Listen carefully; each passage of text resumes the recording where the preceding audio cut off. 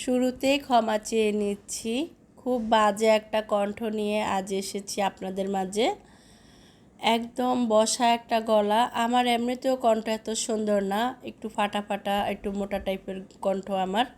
তো ঠান্ডার কারণে এখন আরও বেশি বাজে শোনা যাচ্ছে। আসসালামু আলাইকুম, কেমন আছেন সবাই? কাছে দূরে যেখান থেকে বসে আমাকে দেখছেন, আশা করি সবাই ভালো আছেন। আমরা যদিও বেশি ভালো নেই, তারপরেও যেভাবে আল্লাহ রেখেছেন শুকর আলহামদুলিল্লাহ ভালো আছি। এটা ছিল একদম ভরপুর গরম যখন পড়ছিল, 42 ডিগ্রি তাপমাত্রা যখন বাংলাদেশে, তখনকার একটা ভিডিও। আর ভয়েস দিচ্ছি এখন তো মোটামুটি আল্লাহর অশেষ রহমতে বৃষ্টি হচ্ছে, বেশ ঠান্ডা ওয়েদার। তখন ভয়েস দিচ্ছি, আমি ভিডিওটা করে রেখেছিলাম তখন। তো বুঝতে পারিনি আমি হঠাৎ করে এত অসুস্থ হয়ে যাব আর ভিডিও দিতে এত লেট হয়ে যাবে। একবার ভেবেছি দেব না, ডিলিট করে দেই, আবার কেন যেন মন মানছিল না। বেশ অনেক দিন যাবৎ ভিডিওটা গুছিয়ে রেখেছি, শুধু ভয়েস দেওয়াটাই বাকি ছিল। আর আপনাদের সাথেও অনেক দিন যাবৎ ভিডিও শেয়ার করা হয়নি। আমি অনেক বেশি অসুস্থ, সেটাও কাউকে জানানো হয়নি। তো ভাবলাম ভিডিওটাও শেয়ার করে ফেলি। আর আমি যে অনেক বেশি অসুস্থ, আমার ভাইয়া আপুদের কাছ থেকে দোয়া চেয়ে নিই। যখন এই ভিডিওটা করেছি তখন ভরপুর গরম, আর এই গরমের মধ্যে অনিয়মিত ঠান্ডা পানি খাওয়া, গোসল করা একটু নিয়ম ছাড়াই করেছি। তখন বুঝতে পারিনি পরবর্তীতে এত বেশি অসুস্থতার মধ্যে ফুল ফ্যামিলি ভুগবো। এটা ছিল শুক্রবার দিনের একটা ভিডিও। ওরা নামাজে যাবে, আমি ওদের পাঞ্জাবিটা নামিয়ে রেখে আবারও কিচেনে চলে এসেছি। সকালের নাস্তা শেষ করে আমি কিছু আম জাল করে নিয়েছি, আর এখন হচ্ছে দুপুরে রান্না বান্না বসিয়ে দিয়েছি। এখানে আমি খাসির মাংস রান্না করছি, একদম কষানো হয়ে গিয়েছে, এখন শুধু গরম পানি অ্যাড করে দেব। আসলে আমি গত বছর কিছু আম রেখেছিলাম, তো 5 কেজি আম আমি ঠিক যেভাবে রেখেছি সেভাবেই ছিল, সেগুলো একদমই ধরা হয়নি। তো সেদিন আমি ফ্রিজ ক্লিন করতে গিয়ে দেখি আমটা একদম যেভাবে রেখেছি সেভাবে রয়ে গিয়েছে। তো ভাবলাম 1 বছর হয়ে গিয়েছে, এটা আর রাখবো না, তাই নামিয়ে নিয়ে জাল করে নিয়েছি। অনেক বেশি রৌদ্র, তাই ভেবেছি আমসত্ত্ব দিয়ে দেব।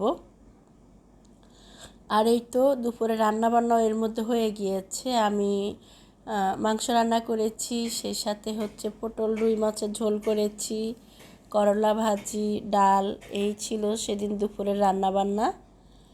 আর এটা হচ্ছে বিকেলবেলা।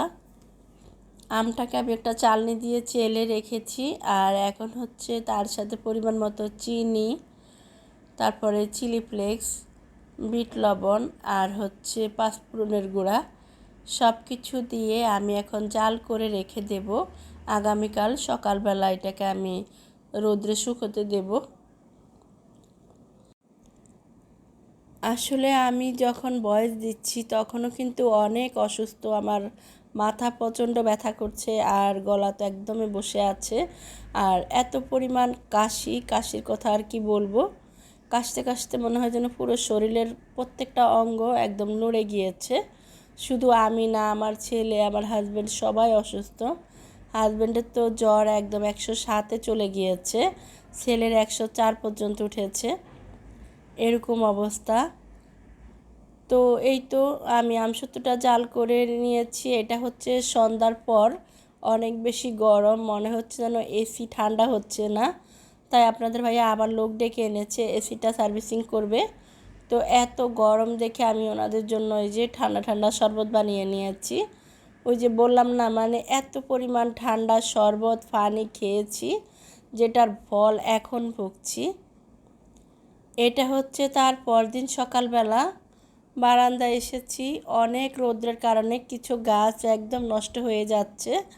তো গতকাল কিছু গাছ আমি বাসার ভিতরে নিয়ে গিয়েছি, আরও কিছু গাছ সরাবো।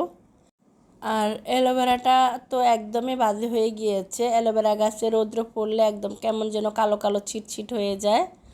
আর এই গাছটা অনেক বেশি হয়ে গিয়েছে, তাই আমি এখান থেকে কিছু গাছ সরিয়ে অন্য টবে লাগিয়েছি, যেটা আমি সবসময় করি। দেখি কেমন হয়, হলে পরে আপনাদের সাথে শেয়ার করব। আর এই যে জিজি প্ল্যান্টটা মাশাআল্লাহ অনেক সুন্দর হয়েছে। তো গাছ দেখেছি, সকাল সকাল গাছে পানি দিয়েছি। এখন হচ্ছে সেই যে আমটা জাল করে নিয়েছি, এটাকে আগে ছাদে নিয়ে শুকোতে দিয়ে আসব। আমি 3টা প্লেটে দিয়েছি, বেশ অনেকগুলো আম ছিল, তাই একসঙ্গে জাল করে নিয়েছি। আর অনেক রৌদ্র থাকার কারণে আমি একসঙ্গে দিয়ে দিয়েছি, যেহেতু এগুলোকে আমি আর ফ্রিজে রাখবো না, একবারে শেষ করে ফেলবো, সেই চিন্তা ভাবনায় করে ফেলেছি। তো ওগুলো ছাদে দিয়ে এখন আর ছাদে আসলে দাঁড়ানোর মতো অবস্থা নেই, এত পরিমাণ রৌদ্র। তো আমরা ছাদ থেকে নেমে চলে আসছি। আর এখন যেহেতু অনেক বেশি গরম, তো আমি একদিন রান্না করলে 2 দিন খাওয়ার চিন্তা ভাবনা করি, কারণ প্রতিদিন কিচেনে যেতে ইচ্ছে করে না। এত গরম দিয়ে কিচেনে যাওয়াটা অনেক কষ্টের হয়ে যায়। তাই আজ আর রান্না বান্না করব না। গতকাল যা রান্না করেছি তার বেশ অনেকটাই রয়ে গিয়েছে, সেটা আজ খেয়ে শেষ করব। তা আজ বাড়তি কিছু কাজ করছি, যেহেতু অনেক বেশি গরমের কারণে বাচ্চাদের স্কুল বন্ধ, তাই অনেক কাজ গুছিয়ে নেওয়ার চিন্তা ভাবনা করছি। এখানে আলমারি, তারপরে হচ্ছে ওয়ারড্রব, এগুলো গুছিয়েছি। সেই সাথে কিছু বাড়তি কাপড় ছিল, সেগুলো আলাদা করে ফেলেছি। এগুলো যার যখন প্রয়োজন মনে করব তাকে দিয়ে দেব, এইভাবে করে আমি আলাদা করে রেখেছি। সেই সাথে আজ কিছু বেডশিটও ক্লিন করেছি। ওই যে বললাম না, রান্না না থাকলে আর কি বাড়তি অনেক কাজ করি আমি। রান্নাটা আসলে করতে গেলে দিনের অর্ধেক সময় শেষ হয়ে যায়, তাই যেদিন রান্না না থাকে সেদিন বাড়তি অনেক কাজ হাতে রাখি। তো যেটা আজও রেখেছি, গতকাল একটু বেশি করে রান্না করেছি, আর আজ হচ্ছে টুকিটাকি বাসার অনেক কাজ করছি। সেই সাথে পুরনো একটা ছোট্ট কথা আপনাদেরকে মনে করিয়ে দিতে ভুলে গিয়েছি, তাই আবারও মনে করিয়ে দিচ্ছি। যারা আমার চ্যানেলে আজও নতুন এসেছেন, চ্যানেলটিকে এখনও সাবস্ক্রাইব করেননি, ভিডিওর কোনো অংশ যদি আপনাদের একটু হলেও ভালো লেগে থাকে, সেই ভালো লাগা থেকে হলেও আমার চ্যানেলটিকে সাবস্ক্রাইব করে আমার পাশে থাকবেন।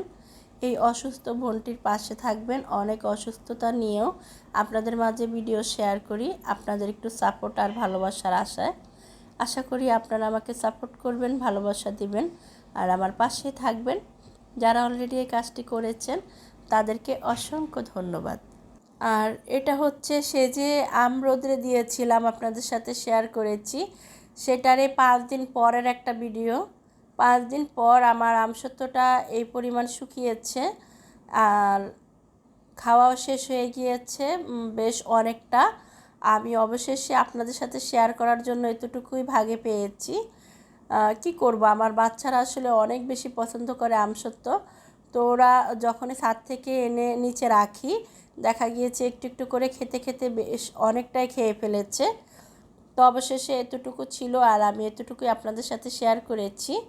আমার আমসত্ত্বটা বেশ অনেক টেস্টি হয়েছে, অনেক মজা হয়েছে, আর অনেক বেশি কড়া রৌদ্র থাকাতে বেশ ভালো শুকিয়েছে। যাই হোক, এই ছিল সব মিলিয়ে আমার আজকের ভিডিও। আশা করি আপনাদের ভালো লেগেছে, আর বয়েজের জন্য আবারও ক্ষমা চেয়ে নিচ্ছি। দেখা হবে পরবর্তী ভিডিওতে। আল্লাহ হাফেজ, আসসালামু আলাইকুম।